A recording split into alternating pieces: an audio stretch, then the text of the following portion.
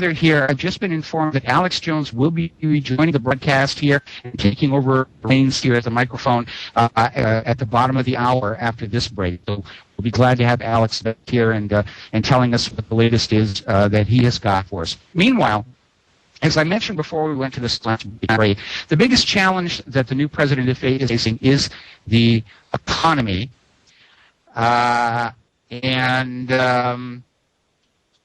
Second, we're getting some more technical difficulties.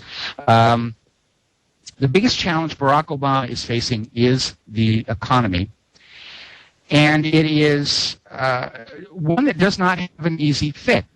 And partly it's because the Federal Reserve has flooded the country with so much paper money to make up for the money that was owed before, that the whole system is really becoming very, very fragile. And here's, in a nutshell, where the problem comes from. When you have a debt-based economy, that is, when money is created the instant people borrow it, then more money is always owed than actually in existence. And as long as you have a new generation, a larger generation of borrowers coming along to borrow more money, to create more money, to pay money back to the people who were there first, it'll keep going. Functionally, it is a pyramid scheme. When you reach a point where there's no new borrowers at the bottom of this pyramid, that's when it starts to collapse. So what the Federal Reserve and the U.S. government has been doing is they are borrowing on your behalf without your permission. They are creating ostensibly to be repaid down the road by you and your children and your great-grandchildren, and they're borrowing that money on your behalf so that they can print out new money to give to the existing financial systems that are in trouble, the bailouts. And the reason they're not really all that careful about where the money is being spent is because where it's being spent isn't the issue. It is simply creating new money to make up the shortfall to be able to pay the interest that has accumulated on the earlier loans and stick you with the bills. And that's really it in a nutshell. So what is the situation that Barack Obama is facing? Basically, new money must come into this country from some source. I know a lot of people are saying abolish the Federal Reserve. I would agree with that. I don't think it's going to happen, absent a complete collapse of the U.S. government, which may happen sooner or later. It does happen. It happened to the USSR. But until then, Barack Obama's got to bring new money into the U.S. economy. The way that you traditionally do that, short of conquering the rest of the world and having them send you tribute, is you've got to invest in creating new technology, new industry, and new products. We have lost our manufacturing. We can't play catch-up. We've got to invent new products that only the United States knows how to make, that the rest of the world wants to buy. Just by doing that, whether it's through a new space program expansion like we did in the 60s, or a Manhattan-type project for civilian science, or the way the Japanese do it with their tremendous funding for the fifth-generation computer project, robotics, we need to create something that only the United States knows how to make and sell it to the rest of the world. Then money will come back into the country, and we can pull our economy out of the doldrums. And that really is the only real way to make it happen. Everything else is just fancy bookkeeping, playing musical chairs with the debt. They're just pushing the debt from the people with political influence onto the people who don't have political influence. Mike. That is, yes.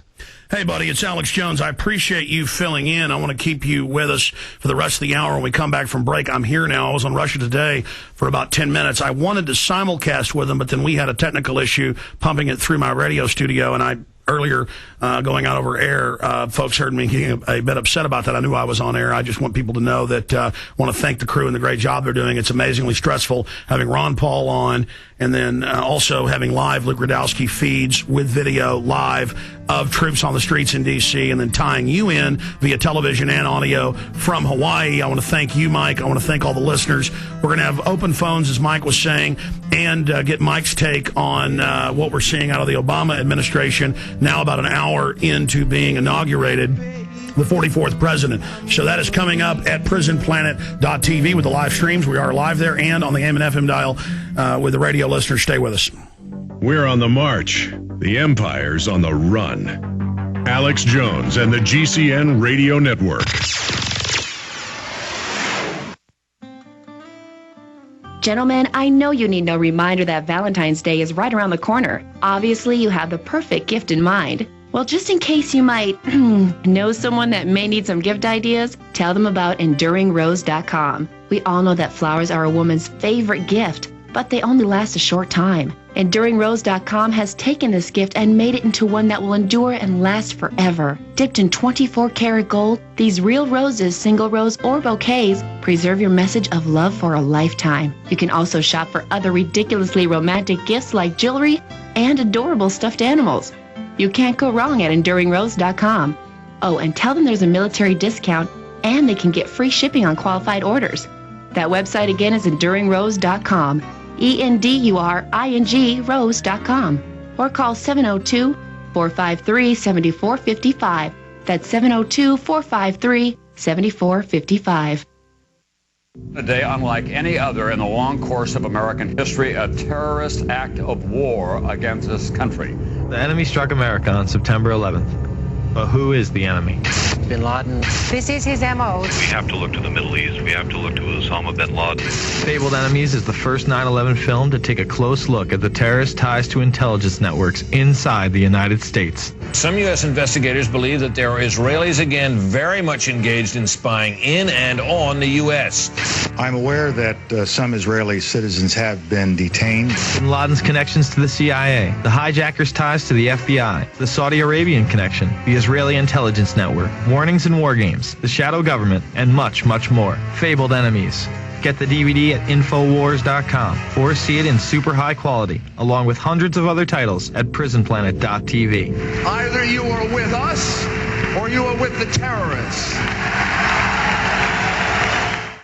Everyone knows that omega-3 should be an essential part of our daily diet. With so many different methods of consumption, how do you choose a simple yet effective way to get your daily intake? The friendly, knowledgeable folks at North American Nutrition have the answer. Nature's Gem Premium Omega-3. Unlike other flaxseed, our golden flax is grown on our farm in northern Minnesota, providing cooler temperatures and longer summer hours, producing the highest quality premium golden flaxseed around. In addition, we selectively harvest and sort flax seeds by size and weight, keeping only the best seeds that can produce the highest abundance of omega-3. The result is a delicious, nutty, buttery flavor. Nature's Gem Golden Flax is pure. There is nothing added and nothing taken away, and non-GMO. We offer a 100% money-back guarantee. Order Nature's Gem Premium Golden Flax today at goldenflax.com, goldenflax.com, or call 800-387-5516. That's 800-387-5516. Free shipping included.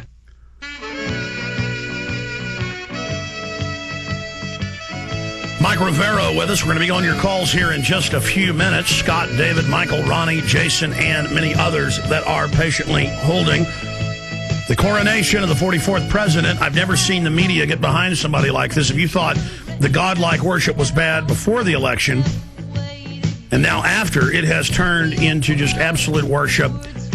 They're closing Guantanamo. They're moving it to secret bases in the United States, ABC News.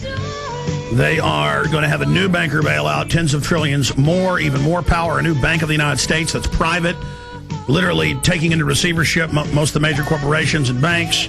This is like the oligarchs in Russia in the mid-1990s looting it. Same thing is happening.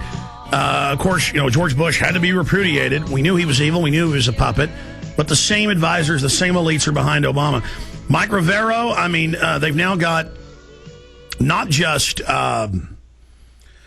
the 18 to 24, 3 months a year service to begin with, and paramilitary training, a civilian defense force, quote, as big and strong as the U.S. military, 1 million strong. Now they've announced, and a few 100,000 members in a week, USAService.org, a separate classical fascist organization controlled by Obama himself that plans to get millions of volunteers. Clinton tried this and it failed. He is succeeding because the media is acting like he's God. And it has a lot of reasonable things like soup kitchens and, again, opening up to make it sound reasonable, to get good people involved, and then they're admitting it's going to be environmental brigades. They're going to people all the other forces they're going to build in government out of that giant pool. This is classic